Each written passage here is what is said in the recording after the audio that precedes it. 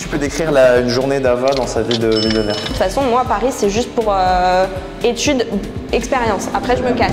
Je veux aider les gens à avoir ça. Il est dans les culottes menstruelles. Ça a l'air, je peux te dire qu'avec ce que j'ai commencé, c'est pas ça qui me donnait là. Comment on devient meilleur pour raconter des histoires Et je suis partie sans aucun regret. Et elle me dit, mais j'ai un secret, mais il faut pas que tu le dises.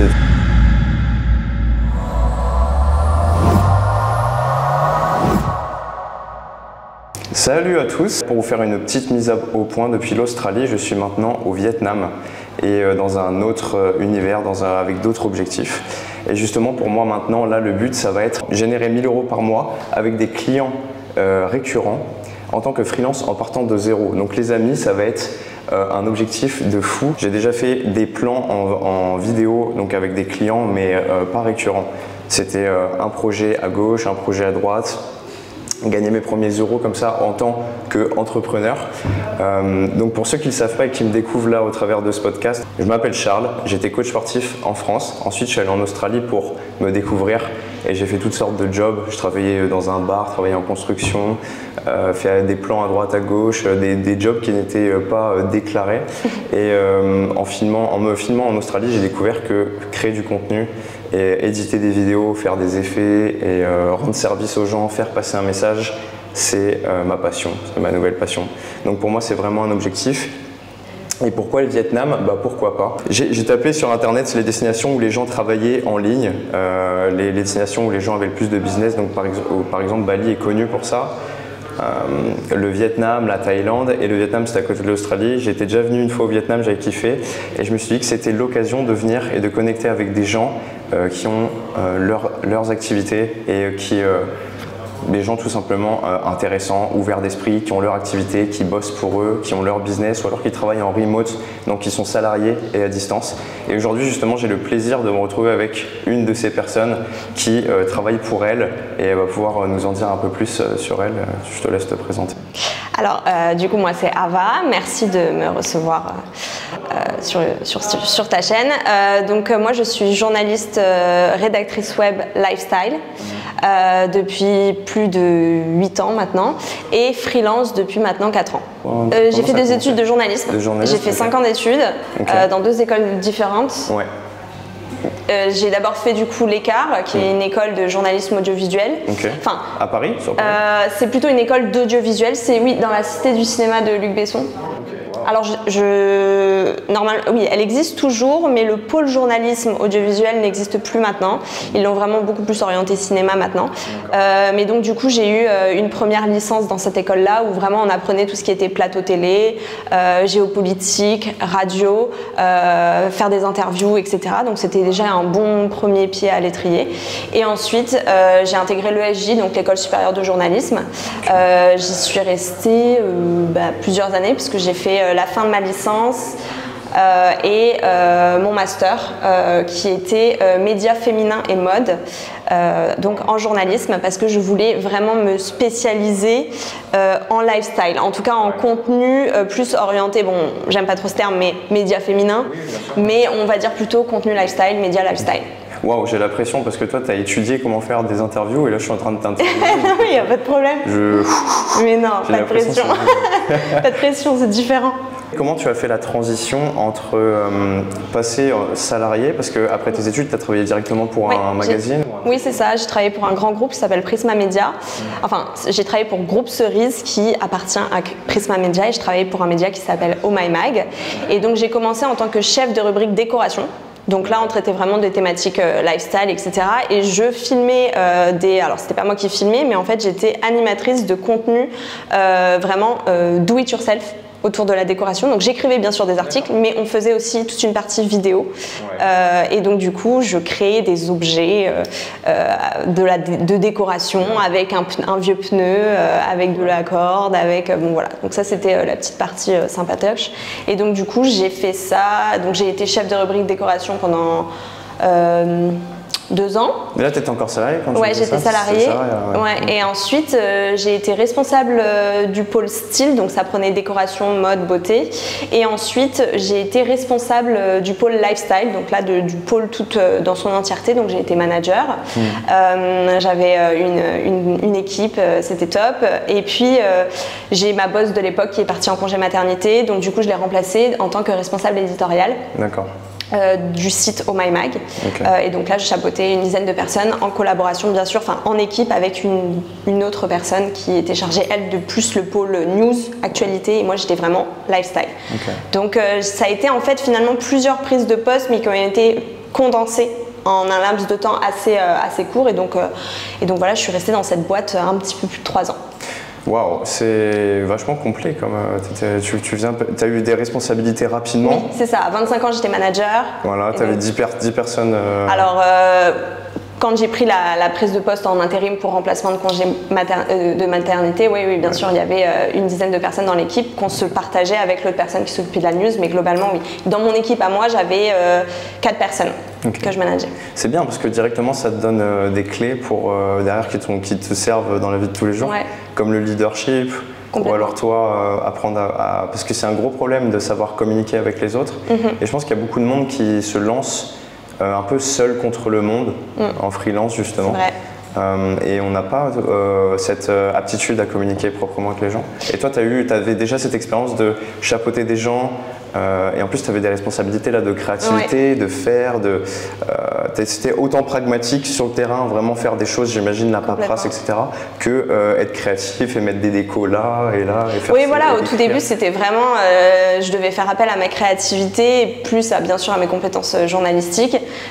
C'était un premier job en CDI très fun, mais en même temps super enrichissant parce que j'ai appris plein de choses. Et puis après, ils m'ont fait confiance et donc du coup, j'ai évolué dans l'entreprise et c'était une opportunité en or. Et c'est vrai qu'il y a beaucoup de personnes qui se lancent en freelance sans jamais avoir eu une expérience en salariat et c'est super cool aussi. Mais moi, je pense que je n'aurais pas eu cette légitimité, on va parler du syndrome de l'imposteur. Non, mais en tout cas, je me sentais peut-être pas à cette époque-là suffisamment prête pour me lancer encore. J'avais pas encore tout le bagage et j'avais envie finalement de ces expériences en CDI. Moi, le CDI, je l'ai rêvé et j'étais très contente de l'avoir eu. Mais voilà, il y a plein de choses que j'ai dû prendre en compte qui ont fait qu'après, j'ai voulu m'orienter vers la vie de freelance, quoi. C'est quoi ces choses? J'avoue, je tease un peu alors que c'est rien de ouf. Non, c'est juste que moi, j'ai grandi en Nouvelle-Calédonie. J'ai toujours été habituée à voyager, à vivre sur une île, à avoir une qualité de vie incroyable. Et donc, pendant 8 ans à Paris, pour mes études, plus après la vie en CDI, c'est pas incroyable la vie à Paris? C'était top pour les années d'études, etc. Mais j'avais envie de mieux, j'avais envie d'être libre, d'être flexible. Et donc j'avais envie de quitter Paris, clairement. Et donc de soit retourner en Nouvelle-Calédonie, soit d'avoir une expérience dans un autre pays, d'être expat. Enfin, ça a toujours été un peu mon goal ultime, pouvoir être libre être flexible dans mes horaires, dans mon travail, dans mes clients. Voilà, c'était un peu le goal ultime. Et en fait, ça s'est dessiné assez simplement. Pour moi, mon expérience en salariat, étant donné que tout s'est fait assez vite, et c'était génial, je me suis dit, j'ai un peu coché les cases, et pour moi, dans mon CV, c'était OK, et je me sens enfin légitime à du coup transmettre mes compétences, et surtout à être solo à mon compte et tenter l'aventure, quoi. Effectivement, transmettre tes compétences, et on va en parler après, parce que toi, tu as une formation, tu as un produit directement que tu vends au travers de tes réseaux sociaux et que tu promets, on va en parler, on va parler un peu plus tard, ça m'intéresse beaucoup. Et ce que je voulais dire, parce que tu t'as parlé aussi de syndrome de l'imposteur, mais là, tu expliquais que ce cheminement, il s'est fait naturellement, mais j'ai l'impression que tu es passionné par ce que tu fais quand même, de base. Oui, complètement. Parce que ça a toujours été le journalisme, tu te voyais déjà faire du lifestyle, entre guillemets, féminin, avant même d'avoir eu ton premier job, j'imagine. Oui, complètement. Quand j'étais petite, vraiment, c'est pas pour faire un storytelling de fou, mais c'est la réalité. J'avais 12 ans et je disais à mes parents, moi je rêve d'être journaliste. Bon, à l'époque, c'était plutôt je rêve de faire le métier de Claire Chazal, voilà. Mais en fait, ça c'est... tous mes choix au lycée, j'ai fait bac L parce que de toute façon j'avais plus une appétence pour l'écriture, voilà, pour les langues. Ensuite j'ai fait option cinéma audiovisuel au lycée parce que je voulais déjà m'orienter un petit peu plus vers le montage, voilà, le cinéma, etc. Et ensuite donc du coup j'ai postulé dans des écoles pour justement de journalisme. Enfin, je savais que je voulais faire ça. Et puis le lifestyle, c'est, j'ai toujours rêvé de bosser dans un magazine féminin comme Vogue, de bosser chez Condé Nast, chose que j'ai réussi à faire, donc j'étais ravie et tout, mais voilà, c'est des choses qui m'animaient depuis le départ, quoi. Quel conseil tu donnerais à quelqu'un qui rêve de liberté, entre guillemets, d'être flexible dans ses horaires, dans l'endroit où il veut travailler, qui veut générer le même argent qu'il fait dans son emploi actuel, mais en étant à son compte? C'est quoi les conseils? Qu'est-ce que tu conseilles? Comment tu conseillerais cette personne pour prendre les devants? Je trouve qu'aujourd'hui, on est quand même dans une génération où on veut tout très vite, très tôt. Ouais. Ça peut, pour certaines personnes, très bien marcher, très bien fonctionner, de se lancer, ça décolle, c'est super, c'est trop cool. Mais je pense aussi qu'il faut aussi accepter que pour d'autres personnes, il faut être patient et il faut prendre le temps de structurer ses idées et de savoir vraiment ce qui nous anime au fond de nous. C'est ok de tester des choses et que ça ne nous plaise pas, d'échouer, de réessayer, de retenter, etc. Avant du coup de se lancer dans quelque chose où on se dit ok, là tous les feux me semblent être au vert, ça me plaît vraiment. Et après la question c'est de se dire ok, est-ce que je vais arriver à sauter le pas et à passer à l'action, voilà ce terme qu'on utilise beaucoup, mais voilà. Et après, moi je me disais toujours, j'ai aussi été vachement boostée, accompagnée par mes proches qui m'ont toujours dit fais ce que t'aimes, fais ce qui te plaît, voilà. Mais j'avais ce besoin, et je pense que ça fait partie de mon tempérament, d'abord d'avoir une sécurité avec le CDI, de faire mes preuves en salariat pour après m'épanouir en freelance. Après, il n'y a pas de bon ou mauvais modèle. C'est juste que pour moi, je pense qu'il faut prendre du recul sur nos besoins personnels et se dire, ok, moi, qu'est-ce qui m'anime, qu'est-ce qui me plaît et comment je vais faire pour mettre en place ça. Je savais très bien quand j'ai fait mes études que ma vie, je ne la ferais pas à Paris, ni même potentiellement en France, et je savais très bien que pour arriver à cette vie de liberté, pour moi dans mon cas, il fallait que je bosse, que je fasse mon expérience pour qu'après, quand je quitte Paris, je me dise ok, c'est une nouvelle page qui se tourne et let's go quoi. Ok, être patient, être patiente, prendre du recul et aussi, du coup ça peut être un piège aussi d'être trop patient. Ah oui, par contre, je pense qu'il faut rester quand même animé par faut garder son objectif en tête. Pour te donner un exemple, moi au bout de 8 ans à Paris, vraiment je me disais là va falloir que tu partes là-bas parce que je savais que je n'allais pas rester, mais il fallait que je passe à l'action justement et que je me dise ok, là c'est maintenant. Donc au bout d'un moment on prend sa décision, on annonce sa démission.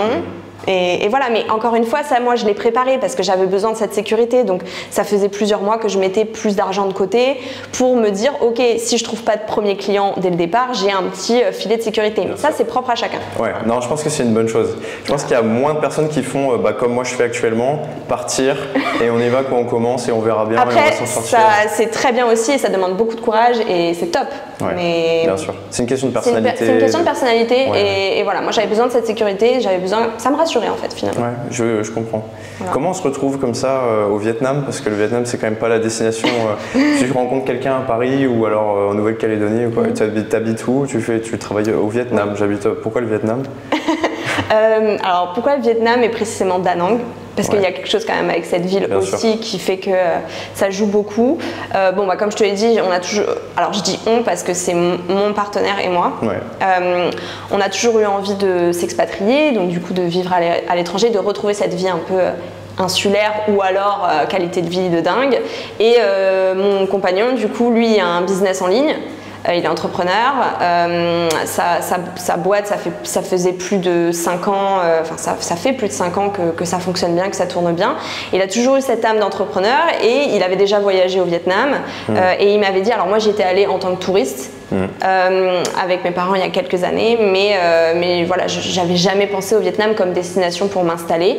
Et lui, il y était allé pour des raisons professionnelles avec son associé et il m'avait dit, un jour il est revenu et il m'a dit, Vietnam ça peut être pas mal et notamment Da Nang pour s'expatrier et puis il y a des opportunités pour après développer des business, etc. Et donc du coup je lui ai dit bah go, ok. Mais je lui ai dit ok, mais par contre on se met une deadline, enfin une date, afin que je puisse me préparer, parce qu'en plus à cette époque-là, je venais d'accepter mon poste de manager. Je lui ai dit, j'ai pas envie de partir maintenant, moi je veux faire mon expérience, je veux être manager, je veux développer donc mes compétences. Donc il m'a dit, ok, on se dit avril 2021. Soit on reste en Nouvelle-Calédonie, sachant que c'est un peu notre terrain, enfin. C'est le caillou quoi. C'est le caillou, exactement. C'est marrant que tu connaisses ça. Ouais, je connais ça. Et donc du coup, soit on reste sur le caillou, soit on fait vraiment notre projet et on se lance, etc. Sauf que Covid et Vietnam pas ouvert. Frontière pas ouverte. Ouais, pas ouverte. Compliqué, etc. Donc on se dit, où est-ce qu'on pourrait aller? Et là, moi je dis à mon mec, tu sais, Bali, alors lui il avait beaucoup de préjugés sur Bali parce qu'on avait vu une époque, d'ailleurs en 2020 avec le Covid, tous les influenceurs qui étaient à Bali, etc. Enfin, ça commençait à réexploser. Ouais. Et donc lui, il avait un peu des préjugés en mode, ouais, mais c'est le repère des influenceurs, etc. Ce qui n'est pas faux. Mais il y a deux côtés de Bali à découvrir. Et donc je lui avais dit, non mais je te jure. Et en fait, il s'est dit, ok, banco, on tente Bali. Et donc on a quitté la Nouvelle-Calédonie pour aller en visa touriste à Bali. Alors là aussi, c'était compliqué parce que Covid, donc il fallait faire des demandes, etc. Ils avaient raccourci le visa à 1 mois à cette période-là, je crois. Non, c'était 2 mois. Tu pouvais renouveler 3 fois. Ok, du coup, Nouvelle-Calédonie, il y a pire comme confinement. Putain, Nouvelle-Calédonie, c'est pas mal. Hein. 2020, le confinement à Paris, je l'ai bien senti. Hein. Ah, mais, du coup, la transition, quoi, le contraste. Ouais, mais du coup, quand on a quitté Paris, comme je te disais, je te parlais de cette page qu'on tourne.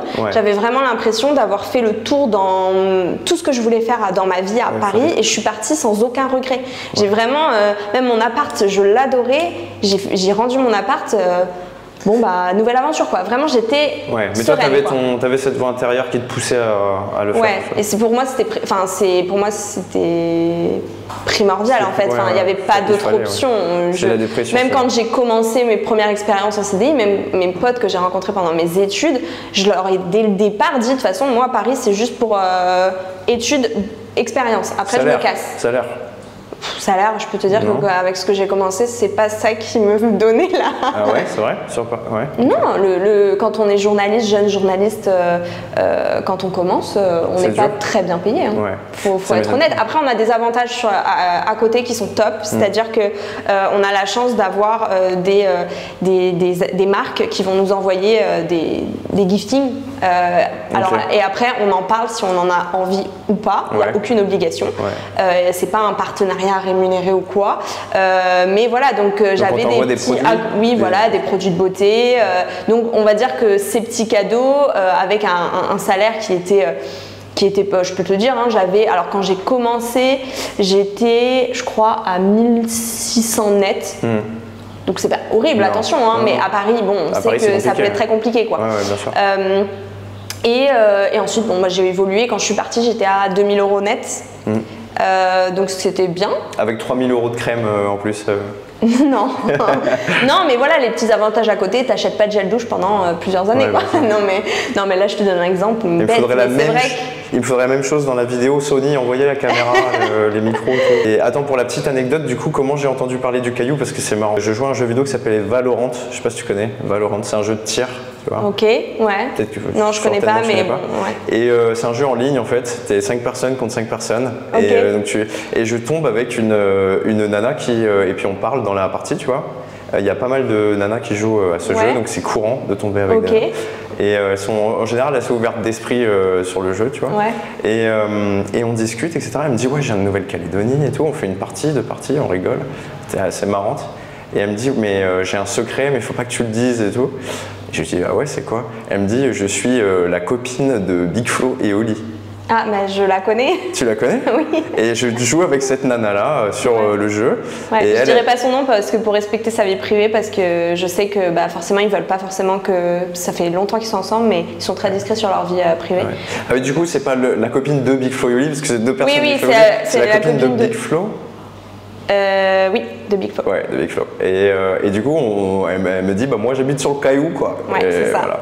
C'est ça. Voilà pour la petite. La Nouvelle-Calédonie, c'est petit, donc oui. Ouais. C'était drôle parce que je me suis dit, Et c'est vrai que, oui, de ce que je vois, elle adore les jeux vidéo, elle fait beaucoup de choses sur Twitch, etc. après la Nouvelle-Calédonie, le Vietnam, et ton copain, il a ouvert son entreprise ici Alors, il a déjà une entreprise en France. Ouais. Il fait quoi? Il est dans les culottes menstruelles. Ouais, ok. C'est intriguant peut-être pour certaines personnes, mais c'est un legging ou c'est une culotte? Non, c'est une culotte. Une culotte normale avec des couches absorbantes pour absorber les flux menstruels. Et ça cartonne. Ouais. Est-ce que tu l'utilises ce produit au quotidien? Moi, au quotidien, j'utilise vraiment. C'est pratique? Ah, mais ça a changé ma life. Ah ouais, ok. Mais je pense que toutes les personnes à qui tu parleras des culottes menstruelles ou des protections réutilisables, etc., il y a encore quelques années, on pouvait se dire « Ah, c'est sale, etc. » Mais en fait, c'est révolutionnaire. Ouais, ça vous change la vie, c'est plus pratique. Bien sûr. Pour revenir à ce que tu fais, toi, au quotidien, là, ta journée, tu passes beaucoup de temps à écrire? Oui, je passe ma journée à écrire, clairement. C'est quoi les sujets que tu préfères en point de vue d'écriture? Toi, sur le plan personnel, les deux choses, personnel et business. Oui, bien sûr. Donc comme je te le disais, moi je fais du lifestyle. Donc le lifestyle, ça comprend la mode, la beauté, la santé, la sexualité, la psycho, le voyage, la déco. Ouais. En gros, c'est pratiquement tout, sauf l'économie, la politique. Voilà. Alors j'ai déjà écrit bien sûr sur de l'économie et de la politique, ça me plaît de temps en temps. Ouais. Ah oui, et l'actualité même, société, etc. Mais ça encore, je peux en faire un petit peu. Est-ce qu'il y a un truc qui s'est passé récemment, actualité, société, un drama là? Parce que moi je suis pas au courant de tout ça. C'est de la culture pop un peu, quoi, entre guillemets, des stars, des trucs. Est-ce qu'il y a quelque chose qui s'est passé par exemple cette semaine? Ah bah oui, il y a une Met Gala. Bon après ça c'est clairement people et mode, hein, mais d'actualité, chaque année, tu as une soirée à New York, au Metropolitan Museum of Art, organisée par Anna Wintour, la papesse de la mode, qui est la rédactrice en chef de Vogue.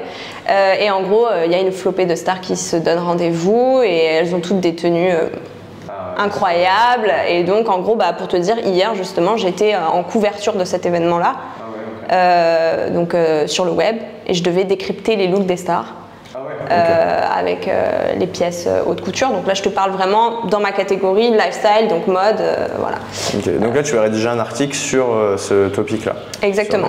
Mais donc du coup, principalement, donc ça comprend tout ça, le lifestyle. Mais ce que j'aime le plus, parce qu'il y a forcément des choses qu'on aime plus ou moins, c'est les articles psychologie, les articles sexualité et les articles mode. J'adore. Et bien sûr voyage. Donc c'est super intéressant parce que tu peux parler de ce que tu aimes vraiment. Oui, et justement c'est le quotidien qui m'inspire.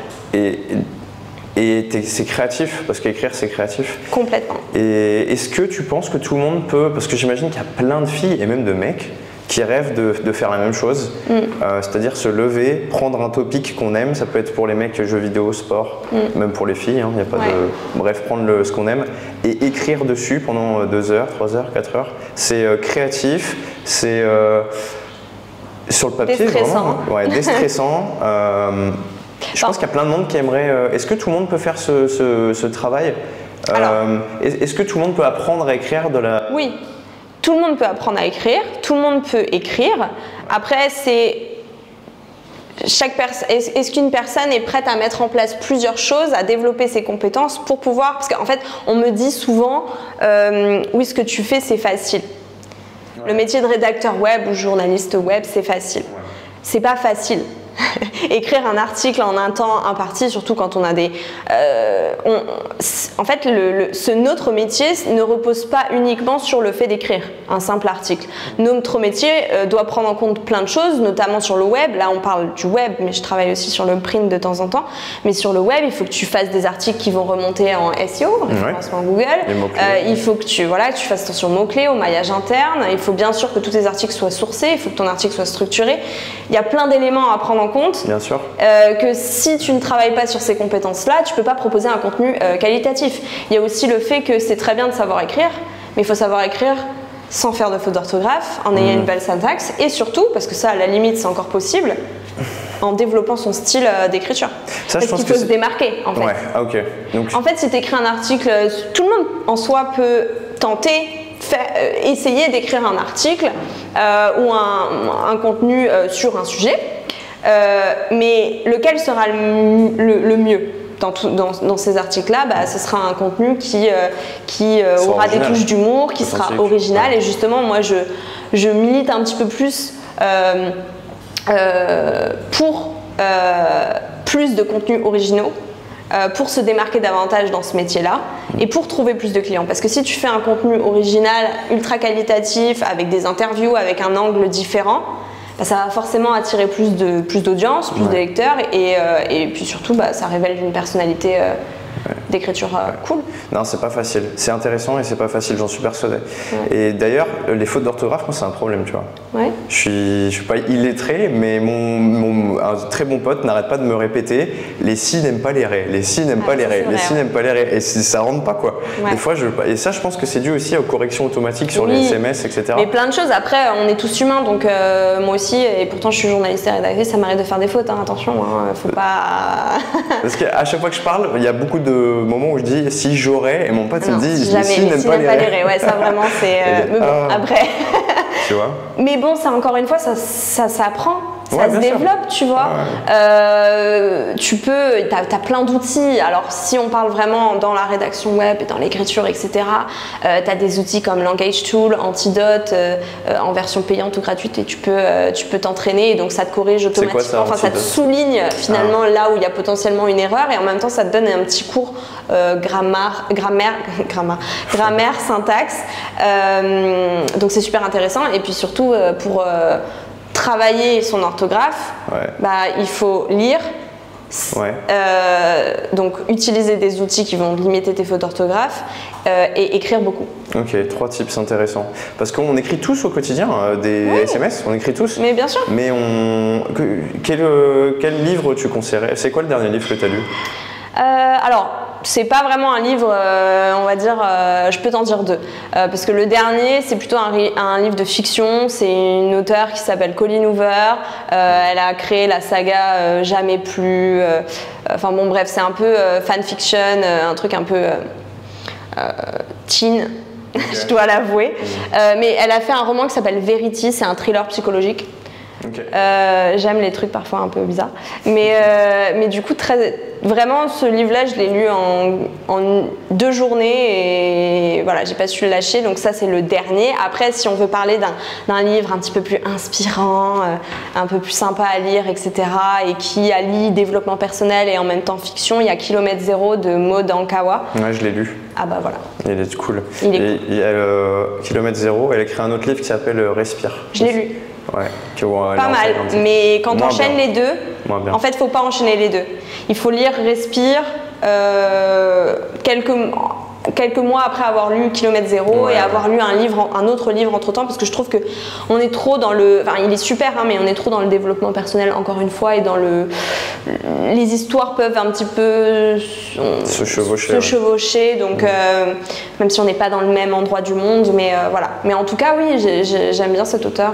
Non, par contre, si vous voulez lire un livre, lisez que vous êtes un homme, une femme, peu importe. Kilomètre Zéro, le livre est génial. Moi, j'ai adoré, vraiment. Si vous aimez voyage, déconnexion, que vous avez besoin de penser à autre chose et aussi développement personnel. Se retrouver aussi soi et prendre conscience de ce dont on a vraiment besoin au fond de soi.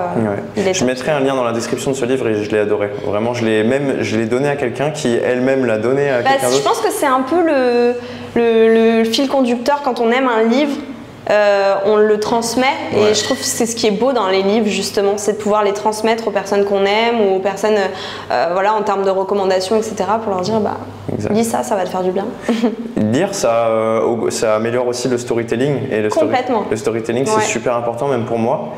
Comment on devient meilleur pour raconter des histoires lire, c'est bien, mais... Alors, je pense que comment on devient meilleur, déjà, moi, je pense qu'en priorité, il faut s'inspirer de son quotidien et de sa vie de tous les jours. Moi, tous les jours, quand j'ai... Enfin, tous les jours, j'abuse peut-être un peu, mais globalement, quand je dois essayer de trouver un angle un peu différent, je me dis toujours, ok, sur quoi moi déjà je cliquerais et qu'est-ce qui moi me ferait dire, ok, j'ai envie de lire cet article ou ce contenu, et est-ce que mes potes vont avoir eu envie de le lire? Est-ce que, voilà, en fait, j'essaye de prendre un peu de recul sur la thématique. Est-ce que ça nous touche au quotidien? Parce que si ça me touche moi au quotidien, bon, il y a une forte possibilité pour que ça touche d'autres personnes. Je suis comme tout le monde, etc.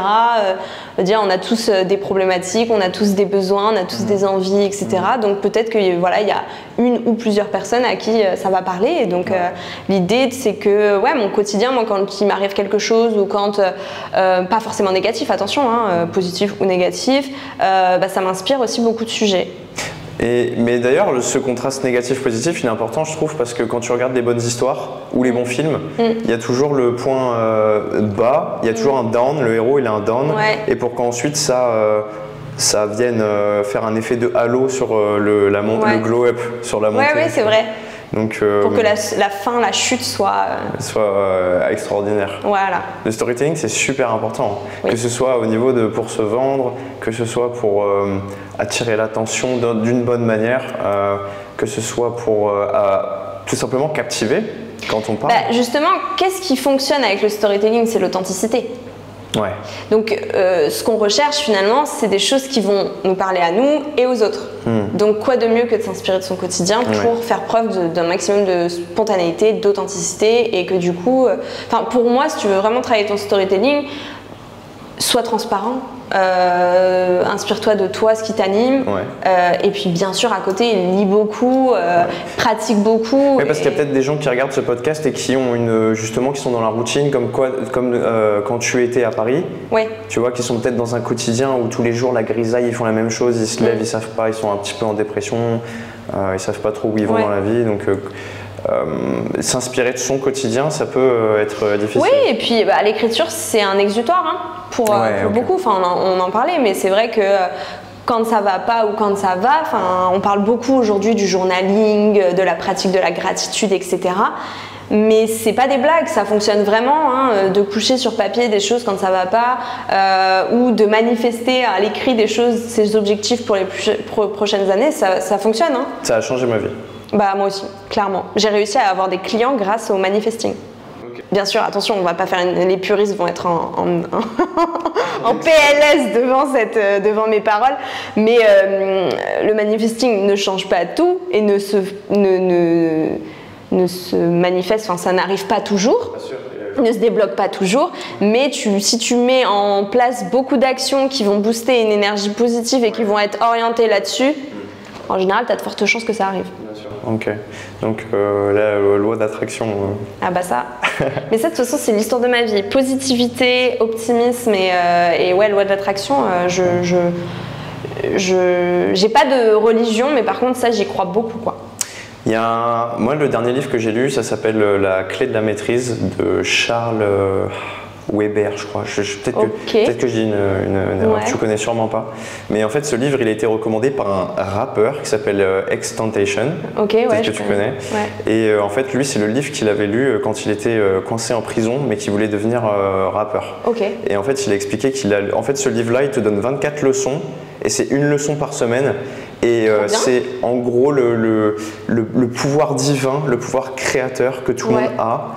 Si tu veux, la vision du livre, c'est on est tous Dieu. Parce que en fait, Dieu, c'est l'esprit créateur. D'accord. Et il y a l'esprit universel, et ça, c'est le grand esprit. Et il y a tous les esprits. Il y a l'esprit universel et l'esprit individuel. Et si tu veux, on a tous cet esprit individuel qui est la pensée. Et la pensée créatrice, c'est le divin. Et si on met tout en œuvre pour avoir une pensée claire, concise, vers un objectif, et qu'on met aussi toutes les actions qu'il faut en place. Exactement. Et il y a des choses qui ne sont pas évidentes vers notre but, on peut réaliser tout ce qu'on veut dans la vie. Mais complètement. Et ce livre, il est spécial. Ça m'intéresse, je vais regarder. La première fois que je l'ai lu, je l'ai fermé carrément et je me suis dit c'est pas pour moi, parce que c'était trop... je pense que si tu n'as jamais lu un livre sur la spiritualité, tu vas considérer ça comme wou-wou. Tu vois. Justement, la spiritualité, quand on en parle, il y a alors soit les personnes qui comprennent justement et avec qui on peut avoir des échanges comme là, toi et moi, soit les personnes qui vont se dire oula, c'est un truc de gourou, un truc, c'est pas pour moi. Mais en fait, c'est comme tout dans la vie, c'est une question dosage, de mesure. Il faut prendre du recul sur ce qu'on te donne et tu prends ce qui te convient selon tes besoins et ce que tu juges intéressant ou pas, tu vois, et pertinent. Au final, tu sèmes la graine quand même quand tu lis quelque chose qui était complètement étranger. Tu vas peut-être le refouler, mais à l'intérieur de toi, tu auras planté la graine parce que tu auras vu quelque chose que tu n'auras jamais vu auparavant ou jamais entendu, jamais lu auparavant. Et il y a vraiment, ce qu'il faut se dire, c'est qu'aussi on a été conditionnés depuis qu'on est enfant, tous. Et il y a des choses qui sont, il faut être ouvert d'esprit pour comprendre. Quand on voit qu'il y a des Indiens avec l'ayahuasca qui ont autant de connaissances sur l'espace que des scientifiques qui eux ont tous les outils. Et eux ils t'expliquent qu'en mangeant quand un scientifique parle avec un Indien ils se sont rendus compte là récemment qu'ils ont quasiment autant de connaissances sur l'espace, voire plus. Et quand l'Indien il dit bah écoute je mange des plantes et je m'allonge par terre et puis pendant 4 heures je tripe et qu'ils se rendent compte que les Indiens qui prennent l'ayahuasca au Sud-Amérique, ils ont autant de connaissances sur ce qui se passe dans le ciel que les scientifiques de l'Ouest ou des pays développés avec tous leurs outils, et ben les mecs ils n'en reviennent pas quoi. Et c'est fou que quelque chose de la nature, une substance comme ça. Et je pense qu'on sous-estime beaucoup le pouvoir du mental, de la positivité, des énergies, etc. Parce que comme on le disait, ça peut amener à beaucoup de choses, quoi. Toi, tu as une formation, on en discutait un petit peu avant. C'est quoi exactement le kit du rédacteur web? Tu vas nous en parler. C'est le kit de survie du rédacteur web et focus sur trouve des clients et démarque-toi. Trouve des clients et démarque-toi, ok. En fait, ce projet, il est né, donc bien sûr, mon activité principale, c'est de travailler pour des médias. Lifestyle globalement, d'écrire des contenus, etc. au quotidien, mais c'est vrai que je partageais un petit peu sur mes réseaux personnels mes voyages, ma vie à l'époque de digital nomade, etc. Et je recevais beaucoup de messages, mais Ava, comment tu fais pour trouver des clients? Comment tu fais pour... la vie de freelance a l'air simple pour toi, comment tu fais pour te démarquer, etc. Et en fait, ces questions, elles revenaient. Mais sauf qu'à l'époque, quand je commençais à recevoir pas mal de messages, j'étais à Bali et je me sentais tout simplement pas encore prête à donner toutes mes compétences et surtout j'avais pas pris le recul nécessaire sur ce que j'avais mis en place vraiment qui faisait que j'arrivais à trouver plus de clients, à me démarquer dans mon domaine, etc. Et puis en septembre de l'année dernière, j'étais un peu, je dirais pas dans un moment de down, mais j'avais besoin de me challenger davantage. J'adore toujours ce que je fais, mon métier actuel, c'est ma passion vraiment, j'adore mes clients, vraiment je prends beaucoup de plaisir à travailler avec eux, mais j'avais besoin d'un side project. Quelque chose qui me fasse me challenger en fait, tout simplement.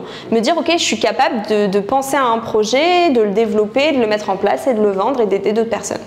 Et surtout que, bien sûr pourquoi je l'ai fait, c'est parce qu'on me demandait par message des conseils. Et je me suis dit, bon, c'est qu'il y a potentiellement quelque chose à faire et qu'il y a des gens qui sont en recherche de conseils et d'accompagnement. Et donc, du coup, j'ai bossé pendant 6 mois sur ma formation. Alors, ça a pris du temps parce que j'ai mes clients, que je ne veux pas mettre en péril la qualité des contenus que je propose. Donc, je bossais le week-end, je bossais le soir quand je pouvais, quoi. Et donc, j'ai développé cette formation-là qui est complète, hein, sans prétention aucune vraiment, mais il y a 5 modules, 19 chapitres, c'est tout en vidéo. Il y a un workbook qui permet de prendre des notes au fur et à mesure de la formation parce qu'il y a des personnes qui aiment bien quand même avoir un format papier où on va prendre des notes. Donc voilà, il y a des exercices et il y a un accès à une communauté que j'ai créée où on peut tous échanger, toutes les personnes qui rejoignent la formation. Après, si elles ont la moindre question, voilà, on est en train d'essayer de créer une communauté de rédacteurs freelance, journalistes, rédacteurs freelance dans ce domaine-là. Donc voilà.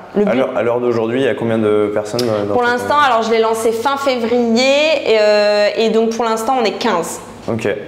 Donc c'est tranquille, mais comme je te le disais, c'est vraiment un side project et l'idée c'est que ça se développe au fur et à mesure. Il faut aussi que je prennent le temps de parler de ma formation, parce que bien sûr j'en parle sur LinkedIn au maximum, mais c'est un boulot à plein temps, il faut le reconnaître. Donc c'est bien beau de lancer une formation, mais il faut être à 100% sur la vente et sur le fait d'en parler. Et donc on voit d'ailleurs beaucoup de personnes sur LinkedIn ou sur d'autres réseaux sociaux qui te parlent de leur formation, où ils génèrent 100 000 euros par mois, etc. Ça fait rêver, certes, et pour la plupart c'est vrai, mais en fait c'est des personnes qui se sont lancées sans aucun client, qui ont eu des clients et qui après se sont lancés sur ça à 100%. Donc forcément tu as du temps. Tu as du temps pour développer beaucoup de choses autour de ça.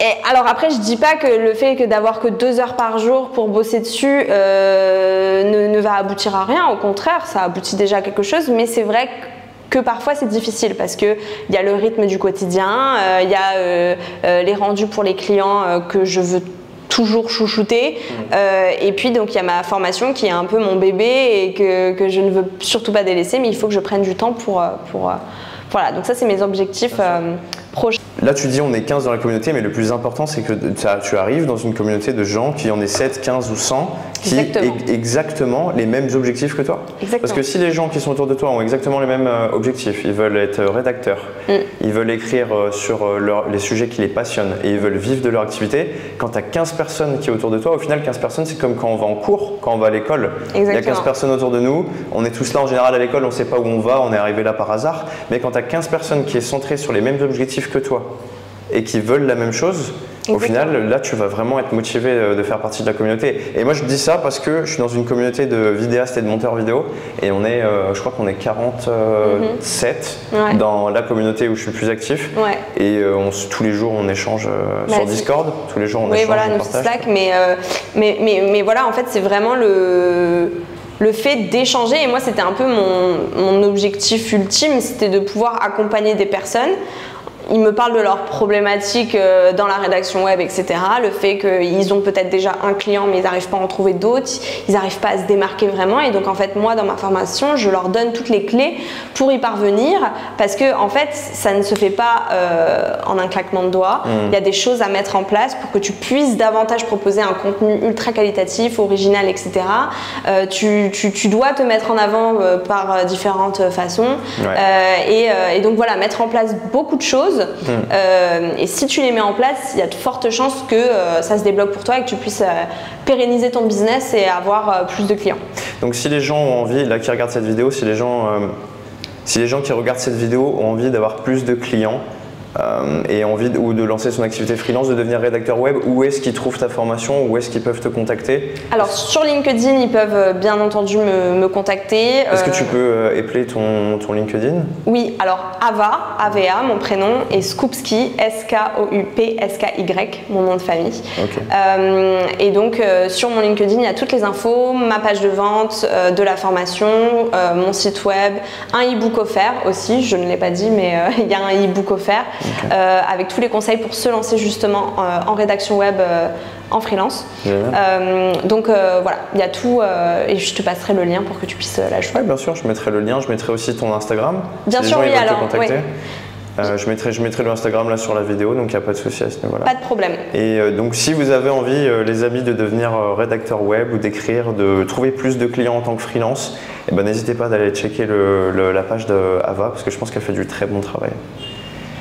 Est-ce qu'il y a quelqu'un là, est-ce que tu as déjà fait un espèce de avant-après? Quelqu'un t'a contacté et partait un petit peu entre guillemets de zéro ou avait 1 ou 2 clients et aujourd'hui elle s'en sort vraiment bien? Alors en fait, avant de lancer ma formation, j'ai fait un bêta testing avec 5 personnes qui ont testé la formation pour me dire ce qu'ils en pensaient, ce qu'ils voyaient. Et donc les avis ont été très positifs, j'en suis très fière. Très bien. Ils m'ont dit que ça les avait justement aidés soit à restructurer finalement leur façon de travailler, soit à passer justement à l'action, etc. Là, dans les 15 personnes qui ont acheté ma formation, qui je le rappelle a été lancée il y a 2 mois,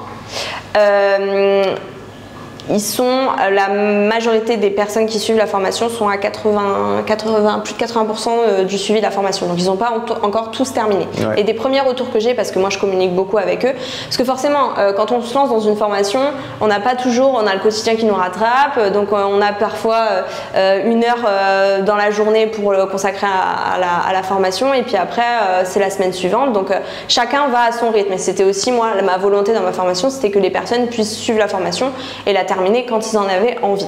Après, ça demande aussi quand même une détermination à passer rapidement à l'action ou pas.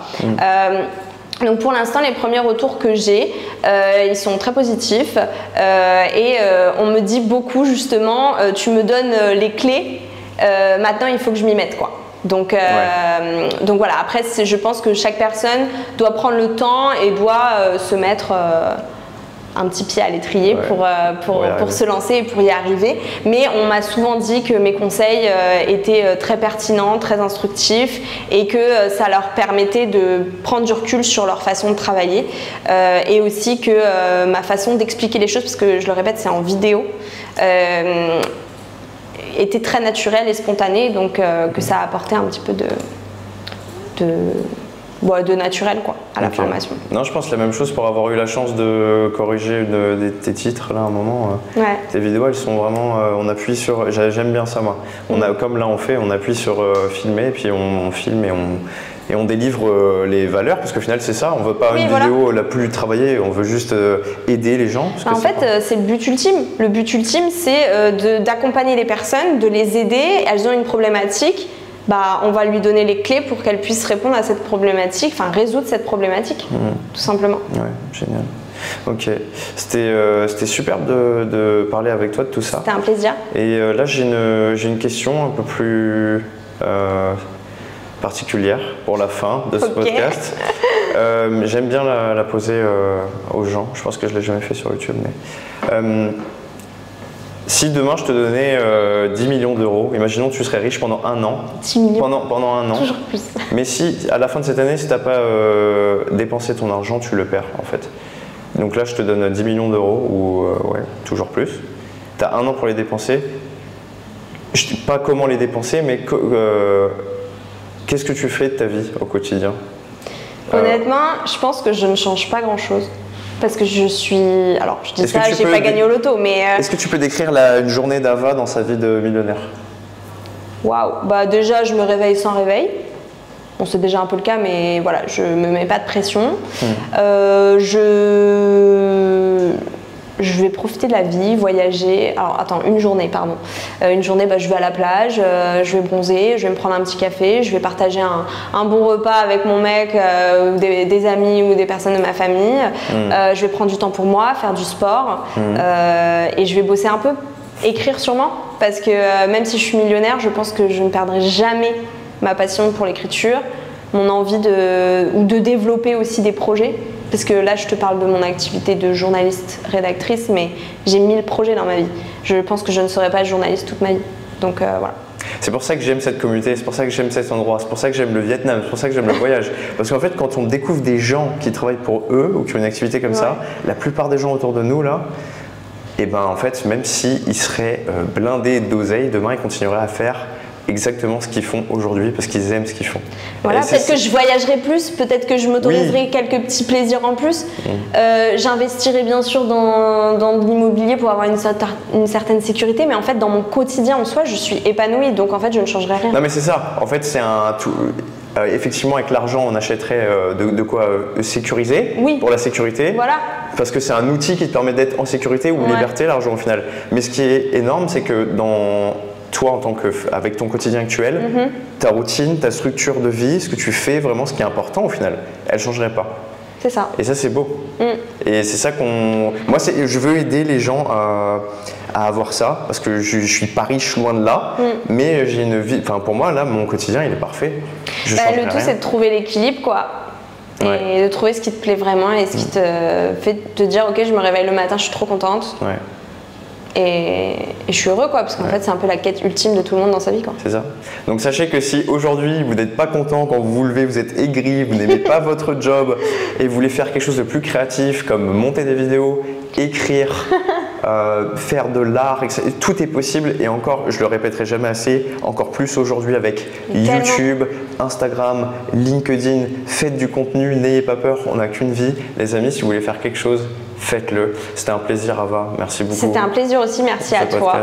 Encore une fois, je mettrai tous tes réseaux, etc.